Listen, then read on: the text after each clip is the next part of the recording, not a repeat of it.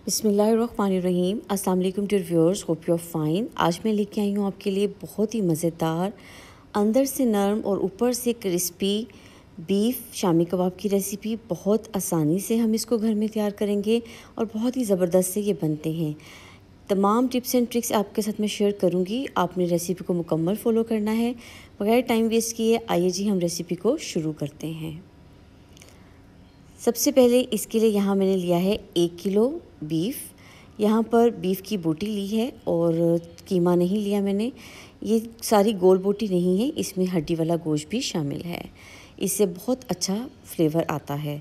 तो आपने ये मिक्स गोश्त ले लेना है 1 किलो। 2 प्याली दाल को भिगो के मैंने रख दिया था और भिगी हुई दाल हम इसमें शामिल कर देंगे। एक छोटे साइज़ का प्याज कट करके डालेंगे। 2 चाय के चम्मच 1.5 चाय का चम्मच इसमें नमक जाएगा, या नमक आप अपने जायके के मुताबिक कम या ज़्यादा कर सकते हैं। 1.5 चाय का चम्मच ही इसमें जाएगा लाल मिर्च का पाउडर। ये भी आप अपने टेस्ट के मुताबिक ज़्यादा या कम कर सकते हैं। इसके साथ हम इसमें शामिल करेंगे आधा चाय का चम्मच हल्दी पाउडर और आधा चाय का चम्मच ही इसमें जाएगी कुटी लाल मिर्च। ये सिंपल से मसाले हैं जो हर घर में मौजूद होते हैं। 2 चाय के चम्मच हम इसमें डालेंगे सूखा धनिया, 1 दालचीनी का छोटा सा टुकड़ा, 2 बड़ी इलायची और 1 जावित्री का टुकड़ा डाल के 2 चाय के चम्मच इसमें लहसुन अदरक का पेस्ट शामिल करेंगे। इसके साथ हम इसमें शामिल करेंगे पानी। पानी आपने इतनी मिकदार में शामिल करना है कि तमाम चीज़ें अच्छे से कुक हो जाएं। मैंने यहाँ पे तकरीबन 3 गिलास पानी डाला है और इसको आपने एक दफ़ा अच्छे से मिक्स कर लेना है और इसको आपने प्रेशर लगा देना है। मैंने इसको तकरीबन 25 मिनट का प्रेशर लगाया था। इसमें दाल बिल्कुल नरम हो गई थी और गोश्त भी गल गया था। तो 25 मिनट के बाद कुछ इस तरह की पोजीशन थी। मीट टेंडर हो गया था और दाल भी नरम पड़ गई थी और पानी मुकम्मल तौर पे खुश्क हो गया था। अगर इसमें थोड़ा सा पानी रह जाए तो आपने इसको मुकम्मल तौर पे खुश्क कर लेना है। यहाँ पर आप देख सकते हैं कितना ज़बरदस्त से ये मटेरियल तैयार हो गया है। अब इसको हमें खुले बर्तन में निकालेंगे और इसको ठंडा होने देंगे। हमने अभी इसको कुछ भी नहीं करना, सिर्फ एक बर्तन में निकाल के इसको ठंडा होने देना है। ठंडा होने के बाद हमने इसमें से जो मीट है वो अलग कर लेना है। मीट में से हड्डियां अलग कर देंगे, साबुत गरम मसाला है वो भी अलग कर लेंगे। यहाँ पर आप देख सकते हैं मैंने दाल को अलग कर दिया है, गोश्त को मोटे टुकड़ों में तोड़ लिया है और इसके साथ जो हड्डियाँ थीं वो अलग कर दी थी और साथ जो दालचीनी और बड़ी इलायची थी, खड़े मसाले, वो भी मैंने इसमें से निकाल दिए हैं। अब इस तमाम गोश्त को हम एक चॉपर में डाल लेंगे। आपने बहुत ज़्यादा इसका कीमा नहीं करना, बस आपने इसको चॉपर में 1 मिनट के लिए चला लेना है। तो इससे क्या होगा कि इसका रेशा बिल्कुल अलग हो जाएगा और ये बहुत आसानी से मिक्स हो जाएगा। दाल को हम लोग चॉप नहीं करेंगे। यहाँ पर 1 मिनट मैंने चॉपर में इसको चलाया था, बल्कि 1 मिनट से कम ही चलाया था। 1 मिनट से कम ही में ये बहुत ज़बरदस्त सा गोश्त का रेशा अलग हो गया था। अब इसको हम डाल देंगे दाल के अंदर और दाल के अंदर डाल के इसको हम अच्छे से मिक्स कर लेंगे। दाल इतनी नरम है कि इसको कूटना नहीं पड़ेगा, आप हाथ की मदद से ही इसको मिक्स कर लेंगे। यहाँ पे 1 अदद मैंने अंडा इसमें शामिल किया है। आपने 1 अंडा पहले शामिल करना है। अगर आपको लगे कि मटेरियल ड्राई है तो आप एक मज़ीद अंडा शामिल कर सकते हैं, लेकिन मेरे पास जिस तरह का मटेरियल तैयार हुआ था उसके लिए 1 अंडा ही बहुत था। अब आपने इसको अच्छे से मिक्स कर लेना है।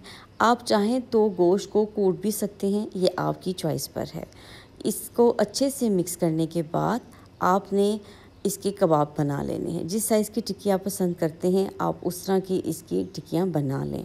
अंडा शामिल करने से क्या होता है कि कबाब जो हैं वो बहुत अच्छे से अंदर से सॉफ्ट और ऊपर से क्रिस्पी बनते हैं। और हमने जब भी शामी कबाब की तलाई करनी होती है हमें हर दफ़ा अंडे का कोटिंग नहीं करनी पड़ती।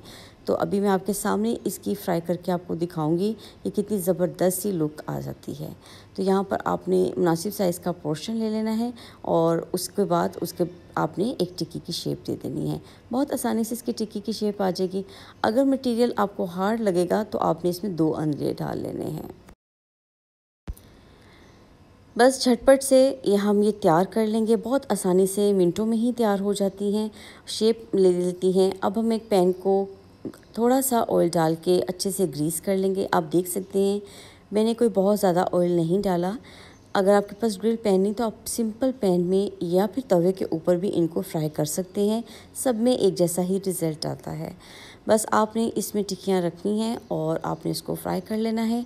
जब ये एक साइड से अच्छे से गोल्डन हो जाएंगे तो हम फ्लिप करके दूसरी साइड चेंज कर देंगे।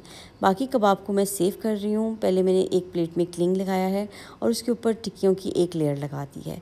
अब उसके बाद हमने इसको क्लिंग से फिर कवर कर लेना है और फिर इसके ऊपर एक मज़ीद लेयर लगा देंगे। इस तरह करने से टिक्कियाँ बहुत अच्छे से फ्रीज़ हो जाती हैं, एक दूसरे के साथ चिपकती नहीं हैं और सबसे बड़ी बात ये होती है कि कम जगह में ज़्यादा टिक्कियों को आप सेव कर सकते हैं। तो मैं एक प्लेट में सबको सेव कर रही हूँ।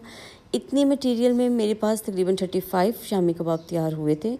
तो आपने इसकी तीसरी लेयर देखी मैं लगा रही हूँ और इसके बाद मैं इसको भी अच्छे से कवर कर दूँगी। जब भी आप कोई फ्रिज में या फ्रीज़र में चीज़ रखें तो आप उसको हमेशा कवर करके रखा करें। इस तरह उसकी जो अफादियत होती है वो बिल्कुल बरकरार रहती है।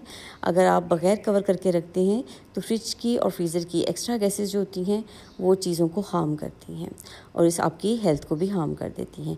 चलिए जी, ये टिक्कियाँ फ्रीज़ होने के लिए तैयार हैं। इनको हम फ्रीज़ कर लेंगे। फ्रीज़ होने के बाद हम इसको किसी ज़िप-लॉक बैग में निकाल के रख देंगे। अब यहाँ आप देख सकते हैं कि एक साइड से अच्छे से कलर आ गया था। अब हम इसको फ्लिप करके दूसरी साइड से भी कलर ले आएंगे। दोनों साइड को आपने अच्छे से क्रिस्पी गोल्डन होने तक फ्राई कर लेना है। यहाँ पे एक बात का और ख़ास ख्याल रखना है कि आपने इसको तेज़ आंच पे फ्राई नहीं करना। जितना मीडियम फ्लेम पे आप इसको फ्राई करेंगे उतना ही ज़बरदस्त इसका कलर आएगा और उतनी ही ये ऊपर से क्रिस्पी और अंदर से सॉफ्ट रहेंगी। आई होप आपको मेरी आज की ये सिंपल सी रेसिपी अच्छी लगी हो। अगर आपको मेरी रेसिपी अच्छी लगी हो तो अपने फ्रेंड्स एंड फैमिली के साथ ज़रूर शेयर कीजिएगा। इस तरह की मज़ीद रेसिपीज़ के लिए चैनल को सब्सक्राइब करना मत भूलिएगा। अपना फ़ीडबैक ज़रूर दीजिएगा। अपना ख्याल रखिएगा। मिलते हैं किसी नई मज़ेदार सी रेसिपी के साथ। Take care. अल्लाह हाफ़िज़।